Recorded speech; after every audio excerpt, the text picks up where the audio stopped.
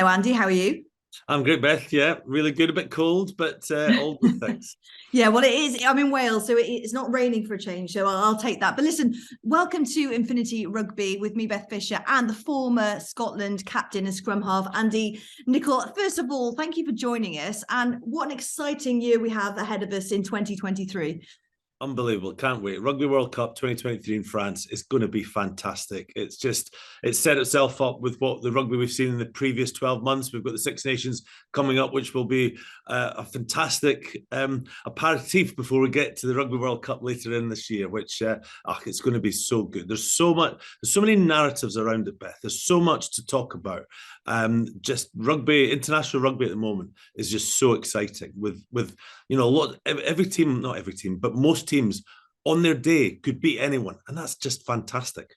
No, it is really exciting. And before we look forward, we're going to look back a little bit and talk about the last rugby competition that went on, which was the Autumn Internationals. Obviously, we got a big year ahead with the Six Nations and, of course, leading up to that massive World Cup in France. But we're going to talk about the teams, who's in form. We're going to talk about coaches' changes, players on form, maybe not on form. And basically, we want all your opinion, Andy. So no pressure on this.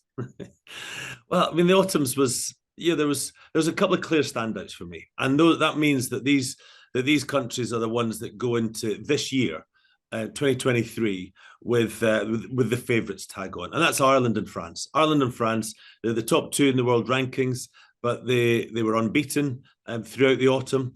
The France have been unbeaten all year. The only team that Ireland lost to were New Zealand and France themselves. So they just look so settled, Beth. They've got such a quality squad, both of them.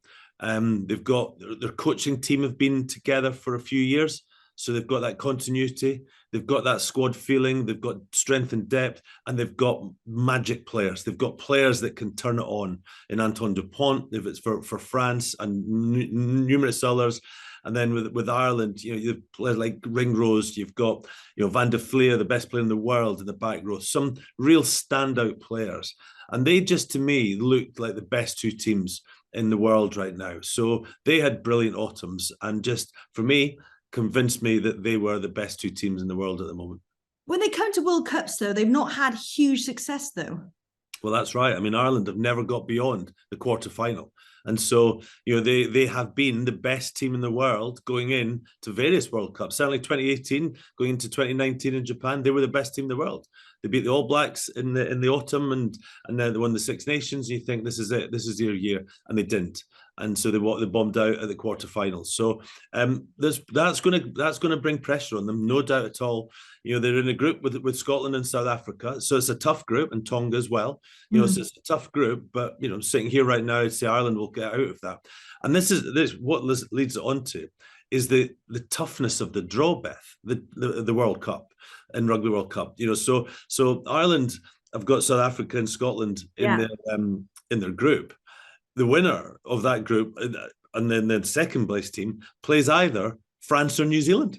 So it's unbelievably difficult for any of those teams. So it means that Ireland might go in as favourites, but they could get knocked out of the quarterfinals. That's how incredibly exciting Rugby World Cup's going to be.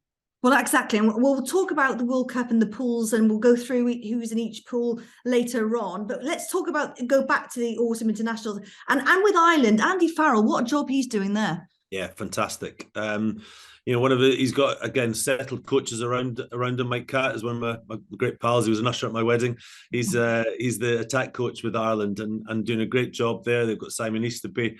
They've got a really settled coaching group. Paul O'Connell obviously is there as well. So they've just got, there's Paul and Simon know exactly what it's like to play for Ireland.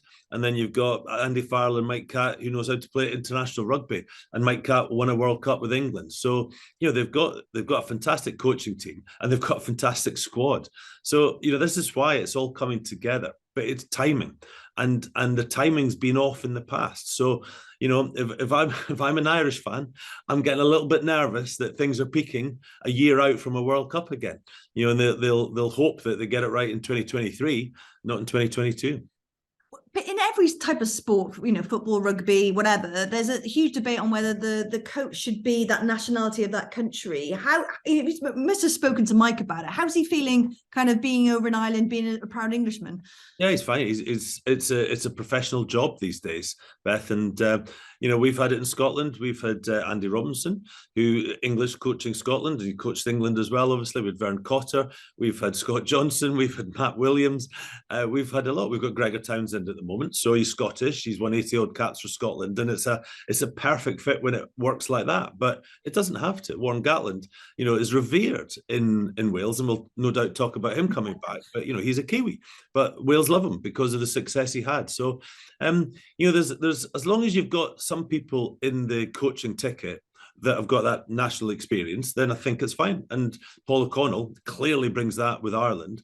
And so Catty says it's great. He's loving his time. He's loving with working with Andy Farrell. I think that's the key. And we've seen glimpses of Andy with what he's done with when he was first coaching Saracens, and then on the England ticket under Stuart Lancaster, and then he's now blossoming as a head coach. And he's got rugby in his veins. He's got leadership in his veins. It's every time I hear him speak, it's one of those like, I'd like to play for him. He just says the right things, and he says it in such a way that you think, yeah, he's got followership. We're talking about leadership. He's got followership. You'd follow him into anything. So I think they're looking great on this pitch, but they're obviously organised very well off it as well, Beth.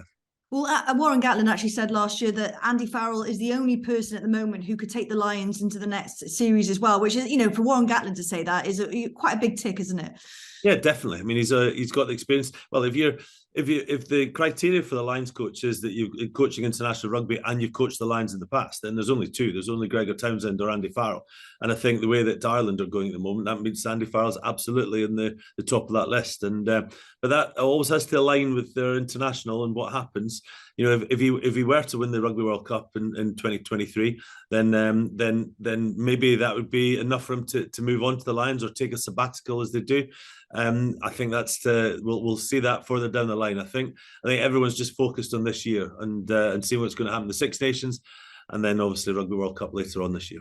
Absolutely. And we're going to talk about Wales and England shortly, but we're going to go to your country, Scotland. And before we talk about performances on the pitch, off the pitch, obviously in 10 months' time or 9 months' time, we come together, in World Rugby to celebrate, the World Cup. But in 2022, the world of rugby came to celebrate Doddie Weir.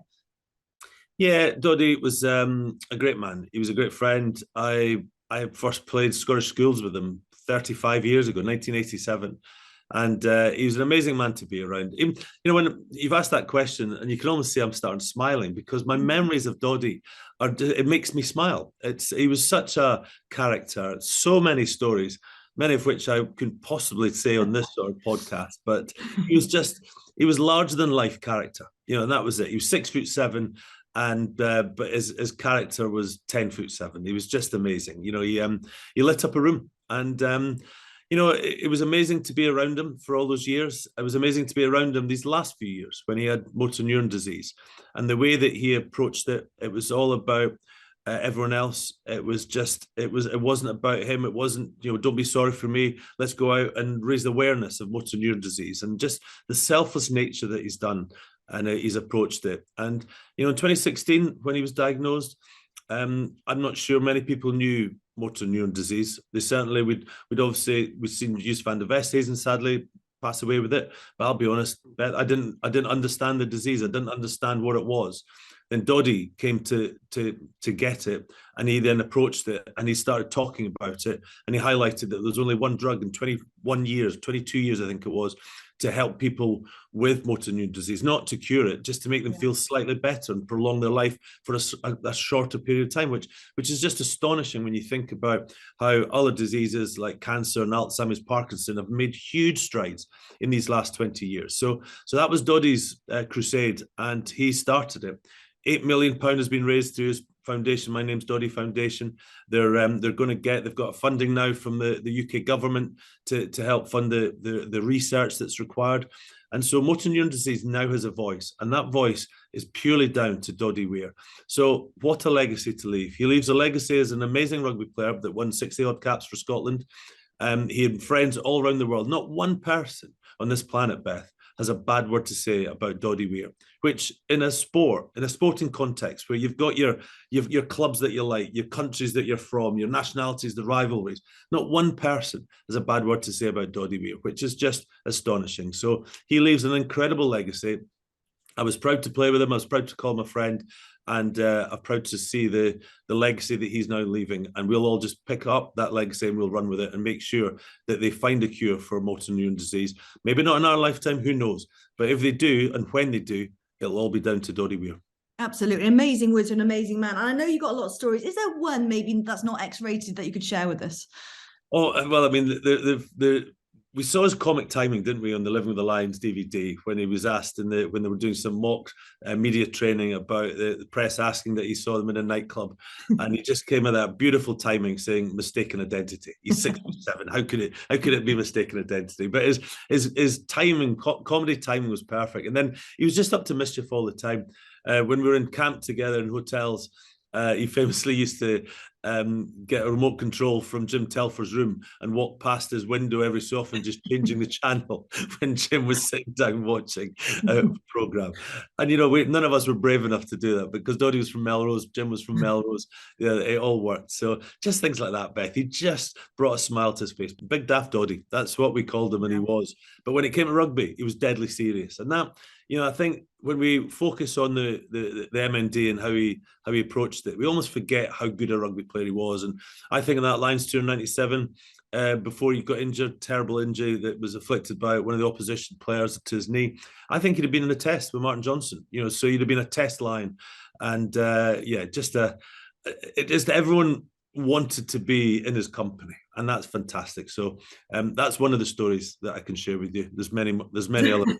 We'll have to have a separate podcast just for Doddie. Listen, and it was really nice because his last appearance, obviously on a rugby stage, was at that game in the Autumn Internationals against New Zealand. That was fitting as well, given his history with the country. Yeah, very much so. I mean, there was some nice symmetry there. He brought the ball out onto the pitch in 2017. When he announced early on that summer that he had motor neuron disease, and he came out with his boys, and it was quite symbolic. They walked out to the 15-yard line, and then the boys stopped. So Hamish, Angus and Ben stopped, and Doddie continued walking with the match ball and presented it to John Barclay and Kieran Reid, the two captains of New Zealand and Scotland that day. And then 4 weeks in November, when Scotland played New Zealand, he came out, obviously in his wheelchair now, with the boys, again with Hamish, Angus and Ben, with Kath, his wife, who's been amazing through this whole process. And but they obviously in a wheelchair couldn't come any further than the side of the pitch. And this time, Jamie Ritchie and Sam Whitelock, the All Blacks captain, came to him, and it was just, the symmetry was lovely. He was in a bad state then. He died sadly a few weeks afterwards, but he got to have that moment with his boys again on the pitch at Murrayfield, and it was very touching. Absolutely. And what do you think he'd be thinking of Scotland's form going into this World Cup as well? Yeah, he'll be a frustrated Scottish fan, because Scotland have been close last year in 2022 to be really good. They beat England in the first game of the Six Nations, then lost to Wales the following week, playing appallingly. And then in the summer, they had a chance to win a test series in Argentina, which is hard to do. And they blew a lead in the third test. And then against Australia in the first game in the autumn test, they had a chance to win it. They didn't. And then they had a chance to beat the All Blacks. And so it sounds terribly Scottish to argue that in 4 different occasions they should have won. But if they could easily have won those 4 games, Beth, and then Scotland are in a very different place. So there's confidence that they can mix it with the big teams. For 50 minutes, they dominated New Zealand, and they should have won that game. They were 9 points up in that game. Scotland have never, by the way, ever been 9 points up against the All Blacks. That was going to be my point, because against New Zealand and in Australia, they let the lead slip. So is it a case of, being up there in the lead and they're just not used to it? Well, there can be that. There's many ways to win and lose a game, and some of it's physical, some of it's out with their control. Could be a bounce the ball, it could be a referee decision, but some of it can be mental. And so when you can do, and this is it's all about belief. Belief in sport is a huge thing. If you know you can win, then you end up doing it when sometimes you maybe don't deserve to. And then if you don't have that experience, the converse can happen. And remember, Clive Woodward back in 2003, that was his big thing. He wanted England to be the best team in the world, and he wanted to be able to go to the Southern Hemisphere and beat the Southern Hemisphere teams, because that means when it came to World Cup, they knew they could do that. And so, and obviously in 2003 they did. So knowing that you can win is a great strength to have. Hoping that you can win sometimes doesn't get you across the line. And what are your thoughts on Finn Russell? Because he initially wasn't in that squad against Australia, but then came in for New Zealand. It's a tricky one, isn't it? Because he's a maverick, but he equally is that star player that Scotland do need. Yeah, it does. But every team environment should allow mavericks to be maverick. And that's what makes them the great players they are. And I think, Finn Russell and Gregor Townsend, they've had a tempestuous relationship, let's say, and at times Finn has stepped out with those parameters. And so as the leader, as the head coach, Gregor's got to stamp down on that and make sure that the behaviour is what is acceptable. And so, we're none of us are in the inner sanctum there to know what's going on there. But it's clear, and Finn himself has admitted at times he's got things wrong. But I think the relationship is strong now. I think it's back to where it should be. And what we saw against the All Blacks in November, Beth, was just how good a rugby player Finn Russell is. And Scotland are undoubtedly a better team with Finn Russell in it. But a team can only operate if everyone works within those team dynamics. So it's an interesting one. We'll see. I don't think it's 100% certain that relationship continues. You hope it is, and every Scottish fan is absolutely crossing every fingers they have, because he's a brilliant player, Finn, a brilliant player, and stand off such an important position that it'll be really interesting, and everyone wants him to be right. And if he is right, then Scotland have got a much better chance. Yeah. I'm interested to know your opinion on this, because obviously you played back in the day when it was kind of going from that, amateur, semi-professional to professional stage, where probably Mavericks got away with a bit more. In today's world, it's all professional. You're talking tiny percentages between winning and losing. Do you think that then means the Mavericks don't have room to breathe a little bit? Well, I still think there's a place for that. And here's why. Because every team environment has sort of got parameters that everyone has got to play between, okay? But the vast majority of professional players almost like operate just between a much narrow parameters, because they're just programmed in a different way. They've not known the amateur career that I enjoyed, and so they don't know that the alcohol, for example, which is that was one of the issues that Finn fell down on last year, and some of the other Scotland players did as well. A lot of the professional players just don't drink that, and that's just not a factor. So if you've got these parameters that most people operate like this, there is space for Mavericks to operate. There still is that ability to allow them to be that free spirit, but as long as they stay within the parameters that are set down by that team. And a lot of the teams, and certainly this was with Scotland, it was the players themselves, Beth, that set those parameters.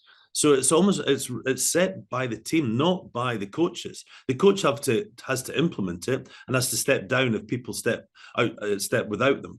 And so that's what happens. So now I think in the professional game there's still an opportunity to have Mavericks, and we see them. There's a few of them. There's not many, but there's a few. But when you see them, you're excited, aren't you? And that's why rugby needs people like Finn Russell. Yeah, absolutely. And let's hope for Scotland's sake that he is in that squad for 2023 World Cup. Now we're going to go on to two teams who had a big change at the end of last year. Wales, my team, and England. We'll go for Wales first, because it's been a brutal few years supporting Wales, given, the success they had under Warren Gatland. But he's back. They say never go back to an ex, but he's come back. Thoughts on Wales' performances and his return? Well,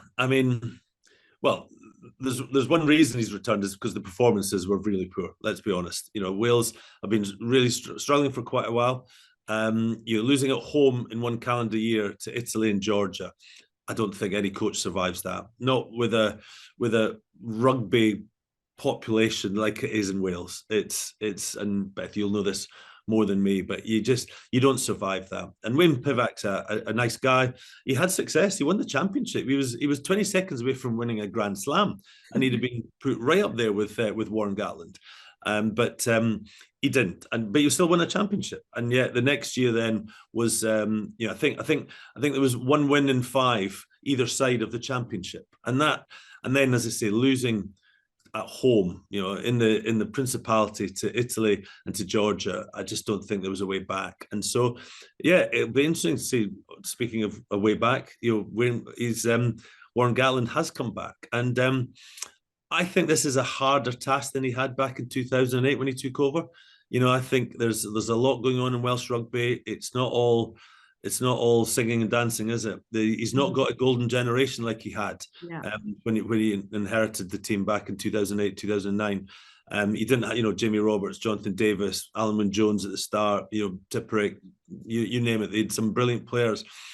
I'm not sure the conveyor belt of talent is coming through. A lot of the experts I speak to, Jonathan Davis, say that there's just quality of player coming through. So will he be able to turn around team? Well, there's one thing he'll get is the motivation. He'll get them playing in a style that they can play to, and it can be that he knows can be successful. He'll get the motivation right. He's got this iconic status, doesn't he, in Wales? So just him being there is going to lift them. So the Six Nations is going to be really interesting. Ireland in that first game, can he hit the ground running? He's pulled results out the bag for years, Gats, hasn't he? And so it wouldn't surprise me. It genuinely wouldn't surprise me if he inspired Wales to beat Ireland in the first game of the Six Nations, which then alters Ireland's preparation for the World Cup year, as we talked about earlier. So it's fascinating. I think there's a lot of Welsh fans are expecting miracles just because it's Warren Gatland. I think it's a tough ask. It's a big ask. It's as I say, I think it's a tougher gig he's got now than he did when he inherited the squad back in 2008. We'll talk about, Wales loving him. In the summer, I actually received an honorary fellowship of Cardiff University, and so did Warren Gatland. So we were on the same stage, and there was an amazing panel. I was definitely felt out of my depth with the people there, the people who'd found a cure for found the vaccine for COVID. There was, a reporter who'd undercovered the Russians, with the USA voting. But Warren Gatland got the biggest cheer of the day. And it was just, it was absolutely mad. It was in the Principality Stadium, and it was like an international match, and he had walked through his Gatling gate, coming into the stadium. And there's no doubt he is loved. And let's talk about stats as well, just quickly. Pivac, he had a 40% win rate. He lost 20 out of 34. But if you compare that to Gatland, who he won 56%. But if you look at the Six Nations and the World Cup, those percentages go really high up. And that's why he's always said the priority is. Yeah, definitely. And because their main competitions, the autumn tests are just friendlies. And I know, this is where there's things being looked at to try and get this global calendar to make them meaningful. But you can see that they are a stepping stone. So the Six Nations and the World Cup is what everything is focused on. And so this is where Gatland gets results. When it counts, it gets results, and that's what Wales have backed. They've invested in him again. I think it's going to be tough for him. I really do. I think it's they'll get the bounce that every sport seems to have with a new coach, and they'll get a bounce. But how big a bounce that is, time will tell. Yeah, and before he left, to go to New Zealand 3 years ago, I asked him what his biggest regret was, and it was that never getting into a World Cup final. He reached to, I think the 2011 one was, the one where all the Wales fans and him were like, pulling their hair out. And do you think that's the pull? Do you think he wants to try and do that? And do you think that's possible with this team? So I'll answer the first part first. Yes, he does. Absolutely. Yeah. World Cups are where players and coaches get the recognition. And winning, he's won the Six Nations, so he's done that. He's won a Lions series, so he's done that. And he's drawn a Lions series in New Zealand, so he's done that as well. He's not done a World Cup, he's got to a semi-final. And 2011 when Sam Warburton got sent off, everyone thinks that was their opportunity. I think 2019, Beth, was the better opportunity, because that was the golden generation, wasn't it? That was Wales's very experienced team, all top performers. And South Africa weren't great in that semi-final. There were two teams who were scared to lose rather than going out to win it. And I think the style that Wales played, if they'd just broken their shackles off a bit more, I think they'd have won that semi-final and got to final against England. And who knows, might be talking about Warren Gatland as a World Cup winning coach as a result of that. So I think that'll be his regret, was 2019, not 2011. Can he win it with Wales? Not with this squad. There are a number of teams that can win a World Cup this year. I don't think Wales are one of them. Well, I won't put a tenner on quite yet. Let's see how we get on in the Six Nations. It was quite funny actually when I remember when he was reappointed, Jamie Roberts tweeted out to the Welsh public saying, "I thought you didn't like Warren Ball," which I thought was very funny because a lot of people hated that style, but short memories here as well. Who can define Warren Ball? And that was what really irked Gats, was that he didn't identify that as the way that he played, and he didn't see it, and so. But what he had was players that could play a certain way. And Jamie Roberts is a great example. When you've got Jamie Roberts at 12 and you've got Jonathan Davis at 13, you can play a certain style of rugby. I'm not sure Wales have got the same people to do that same job in the current squad. So you'll have to tailor his tactics according to what the talent that he's got, which means that there might be a different style of play. And I just don't see the players that would play the style, if you want to call it Warren Ball or not. They just don't have the players that could do it as effectively as the squad was back in 2008-9 when he inherited it with the likes of with Roberts and Davis.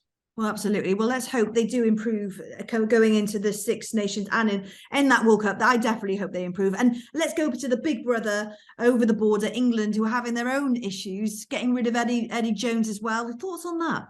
Well, it's interesting, right? So I've thought a lot about this because the timing of it was really interesting, because I think if you're what happened in 2019, he came in, let's go back even further. Eddie Jones picked English rugby up off its knees when they didn't qualify to the knockout stages of their own World Cup in 2015.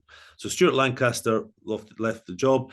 Eddie Jones came in the first year won a Grand Slam, second won a championship, and he blooded a lot of these young players who are still there, like Curry and Underhill. These guys, they made a real impact, and then produced probably the best English performance ever against New Zealand in the semi-final.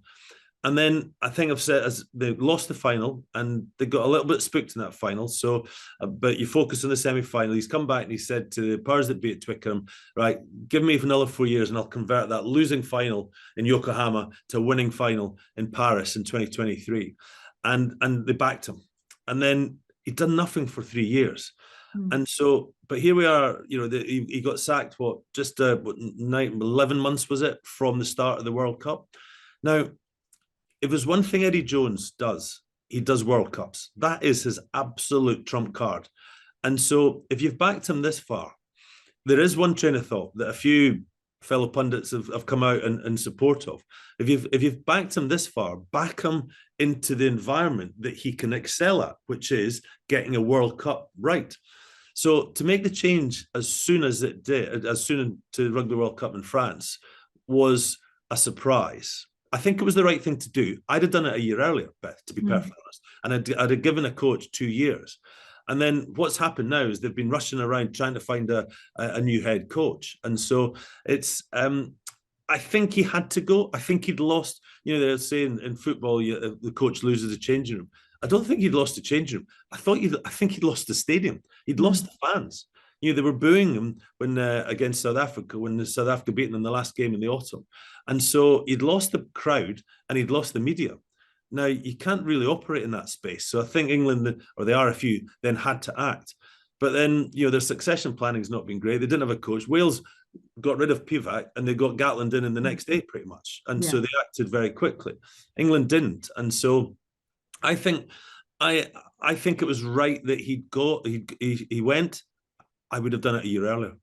But so England, going into this calendar year with a fresh coach at the helm, and that can work. It can. I don't subscribe to it's not enough time for a coach to turn a team around. With the talent that England have, any good coach is going to turn that team around. Any good coach, and that's what will happen, I'm sure. Well, absolutely. And we're looking forward to seeing all these teams develop over the next 9 months. And it is 9 months to go until this World Cup. And it doesn't feel like it in these dark, cold January months. But let's fast forward to the lovely scenes and, a beautiful September in France. How excited are you? Oh, I'm just so excited. I'm very proud to be Infinity Rugby ambassador, and I just cannot wait for Rugby World Cup. France is a fantastic rugby country, always has been. But it's never been as connected to the rugby team as it currently is. And that's been a joy to watch from the outside. Paris, Stade de France in Paris now, when France play, it's incredible. The atmosphere is incredible. There's a real connection. And down in Marseille, where Infinity Rugby is going to have a lot of the central base, it's going to be fantastic. Marseille as a stadium is going to be amazing. The whole environment in France is just set up for Rugby World Cup. And it's just going to be fantastic. So I'm so excited, super excited about it. So many good games. I mean, it's just set up for that first game, isn't it? France, New Zealand in the first game in the Stade de France is just going to be mouth-watering. And, it's going to be amazing. Oh, it's just going to be so good. And well, so you talk about the base in Marseille, but it's not just a hotel, is it? It's pretty special. Yeah, we've got a cruise ship down there. It's going to be so good to be involved. Marseille is an incredible city. I commentated for 5 Live for France against Georgia in the Rugby World Cup in 2007, and it was my first time in Marseille, and it was just an amazing experience. The stadium is very close to the port area where a lot of the bars and restaurants are. It's where the cruise ship's going to be berthed, and so it's just going to be a fantastic experience for anyone that joins us at Infinity Rugby. Okay, before we talk about who's going to win the World Cup, let's quickly go through the pools. In Pool A, we've got New Zealand, France, Italy, Uruguay, Namibia. In Pool B, we've got South Africa, Ireland, Scotland, Tonga, Romania. In Pool C, it's Wales, Australia, Fiji, Georgia, and Portugal. And last but not least, it's England, Japan, Argentina, Samoa, and Chile. There are some tasty, tasty ties. Which pool do you think is the pool of death? Oh, I think Scotland. I think Ireland, Scotland, South Africa, Tonga, and Romania. Mainly because that pool alone has got 3 of the top 7 ranked teams in the world. Yeah, and that doesn't seem particularly fair. Scotland are obviously the 3rd seeds in that. Tonga, with the new ruling that if you can go back to a country that you qualify for if you haven't played for another country in 3 years, means that Tonga are getting back a lot of their stars that have gone to play for the All Blacks, and like Charles Piutau and a few others that are playing in Australia. So some incredible players potentially could be Tonga as well. So that's a brutal pool, but it's a brutal half of the draw. There's a real imbalance between the 2 halves of the draw, Beth. That you've got France and New Zealand in Pool A, you've got Ireland and South Africa and Scotland in Pool B, and so these 2 groups come together in the quarterfinals. And so you've got there is 5 of the top 7 in the world in one half of the draw, which is just remarkable. And literally, if you look at France, New Zealand, South Africa, and Ireland, any one of those 4 teams you could say would win the Rugby World Cup, and absolutely, definitely one of the favourites. 2 of them are not even going to make a semi-final. Yeah. And it's just so normally you've got historically in Rugby World Cups you have a big game in a group. So when seed 1 plays seed 2, and by winning that you avoid avoid a good team in the quarterfinal. You get a team that you're expected to win. That's just been thrown out the window now with this draw, because that first game, France New Zealand, fantastic. That's what everyone's going to be focused on. The winning and losing that is not. It doesn't give you a huge advantage, because you're playing either Ireland or South Africa, probably. And that's me just admitting that Scotland aren't going to qualify. But if we go on seedings, it means that, they're going to play either Ireland or South Africa. So it's brutal. Whereas if you look in the other half, the bottom half of the draw, England in their group match with Japan and Argentina, it's really to avoid Australia in the quarterfinals. And so the way that Wales are at the moment, you would have thought if England win their group and they play Wales in the quarterfinal, you'd be pretty confident they're going to get through to the semi.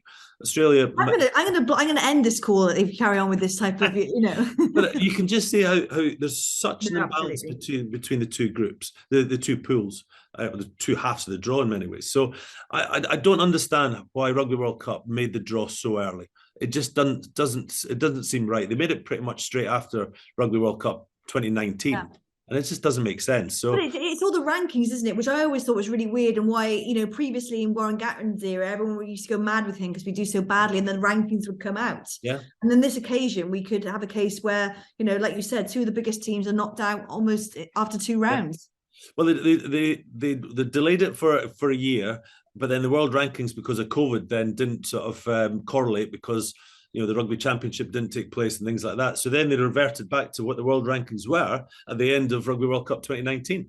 And that's why Japan were very high then, and they've fallen off since then. I mean, obviously they got to the quarterfinal of their own tournament, and so their world ranking was as high as it's ever been. And since then they've struggled a bit. So yeah, it's just listen, to win a World Cup, you've got to beat the best teams, but you normally get some of those big matchups later on the World Cup. We've got some early on, and so some of the group matches are going to be absolutely brilliant. Your experience in World Cups as a player was a bit of a heartbreak when I did some research on you. Let's talk about that. It was. Yeah. So, I had a great career that lasted in 14 years of senior rugby. And I was in the training squad in 1991 for the Rugby World Cup. So just the second World Cup. It was being staged in the UK. So I was 19-year-old in Dundee. In the extended training squad, so training with the Scotland's Grand Slam winning squad from 1990. So these guys that I'd watched on TV, and I got to train with them all. It was absolutely fantastic. Trained with the Edinburgh group. So there was Gavin Hastings, Scott Hastings, Sean Lenine, David Soul. Just fantastic. I loved it. And so did all the training camps, went through all the process, and then it came down to final selection. And only 2 scrum halves were taken back then. Gary Armstrong was the number 1 scrum half, obviously going, and then Greg Oliver was a very experienced scrum half, and they went with the experience of Greg rather than myself, which is, at the time was probably the right decision. And then, but to console me, people said, don't worry, Andy, you'll get the next 3 World Cups, no problem.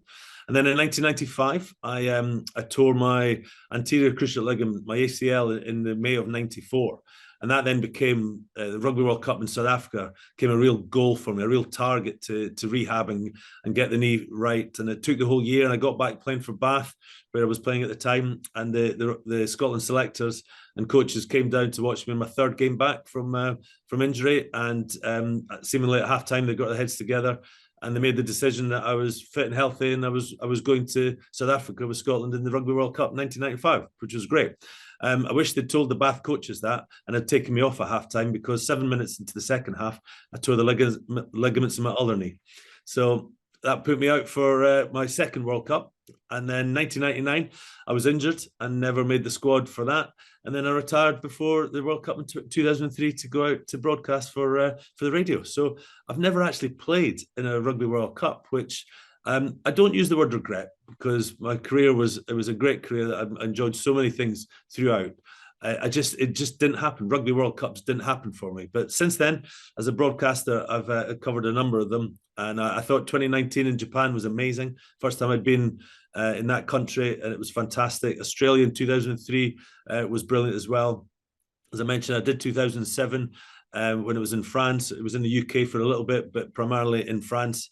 As I say, down in Marseille, it was incredible. So, not a playing experience in Rugby World Cups, but a lot of broadcasting and supporting. Well, I'm sure being on a luxury cruise ship in Marseille will be second best, bar none, I'm sure. Listen, going into this World Cup now, we've got 9 months to go. If you had to pick a coach that you were playing under to take you all the way, who would it be? It's a great question, because I don't think it's just one coach. I think it's the coaching team. So, Fabien Galtier has obviously done a great job at France, but it's a combination. And Ibanez is there, but arguably the most important guy is Sean Edwards. And so you could make a case, if I'm going to answer that question with one person, and it's not even a head coach, it might be Sean Edwards. Sean Edwards might be the most important coach on this planet at the moment, because he might be the one that can transform France from being the also-rans. And they've been to World Cup final in '87, been to a World Cup final in 2011. They've been to a World Cup final in '99 as well. They've lost them every time. Could Sean Edwards be the coach that makes France a World Cup winning team? Well, the evidence would suggest yes, he absolutely could be. And so I think he's probably the hottest coaching ticket in world rugby. And France have got him. They've nailed him down for another few years. So I was going to answer that question as a group, but actually I'm going to say Sean Edwards. He's the man. Yeah, absolutely. And every person in Wales would probably agree with you there. We're still mourning his loss. And if you had to pick one player who was going to be that kind of that key person to winning you a World Cup, who would it be? The obvious is to go straight to standoff, because it is the key position. And if you look through the World Cups, the teams that have won World Cups, the standoff's been brilliant. So even back to Grant Fox back in '87, Michael Lina in '91, Joel Stransky in '95, and put myself under pressure here. Stephen Larkham in '99, Johnny Wilkinson 2003. Where do we go? South Africa. Who was the standoff in South Africa 2007? I was on a roll there. But 2011, Dan Carter was injured, but he was the main man. 2015 was Dan Carter. And then we had Andre Pollard in 2019. So standoffs are brilliant. They can win you World Cups. There's no doubt about it. But, so Romain Ntamack in France is a key player. Beauden Barrett could be a key player for New Zealand. But for me, Antoine Dupont is just the scrum half for France. He makes France tick. He really does. And, a bit biased, obviously, would be my position. I've never seen a scrum half influence a game as much as he does. And, I probably said that about Yus van der Westhuizen, but Dupont does it in a different way. And it's he's almost unstoppable. And that's an incredible skill to have. And so, for me, he's the best scrum half in the world, without a doubt. He could be the best player in the world. He didn't win the World Player of the Year. Josh van der Fleer won that. But I would say he's the most influential player. So for once, I might not go for a standoff. I'll say Antoine Dupont. And we've got 9 months to go, like I keep repeating, and I hope it goes quickly. And we've got 6 nations in between. But who is your money on to win the World Cup at this moment in time? Purely for home advantage, I'm going with France. But I genuinely think Ireland could win it, New Zealand could win it, South Africa could win it, England could win it.